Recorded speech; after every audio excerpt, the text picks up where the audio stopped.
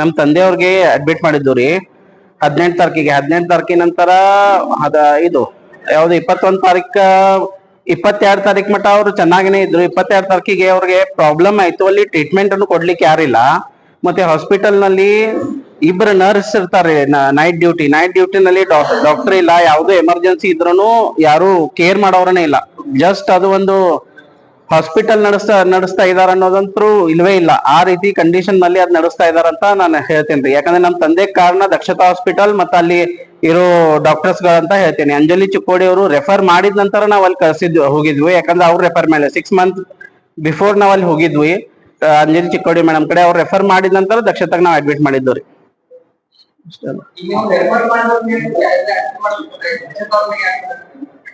ಇಲ್ಲ ದಕ್ಷತಾಗ ಅವ್ರು ರೆಫರ್ ಮಾಡಿದ್ ದಕ್ಷತಾಗ ಹೋಗಂತ. ದಕ್ಷತಾಗ ಹೋದ ನಂತರ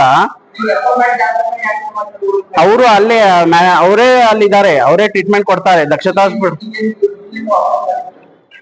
ಬಿಲ್ ವಾಪಸ್ ಅಲ್ಲ, ಅವರು ಟ್ರೀಟ್ಮೆಂಟ್ ಚೆನ್ನಾಗಿಲ್ಲ.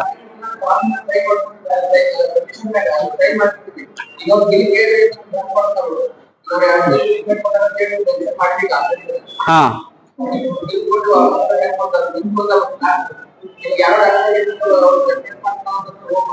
ಇಲ್ಲ ಸರ್, ಮೇನ್ ಅಂದ್ರೆ ಈಗ ನಮಗ್ ರೀಸೆಂಟ್ಲಿ ಏನ್ ತಿಳಿದಿದೆ, ಅದು ಹಾಸ್ಪಿಟಲ್ ಚೆನ್ನಾಗಿಲ್ಲ, ರಿಜಿಸ್ಟ್ರೇಷನ್ ಕ್ಯಾನ್ಸಲ್ ಆಗಿದೆ.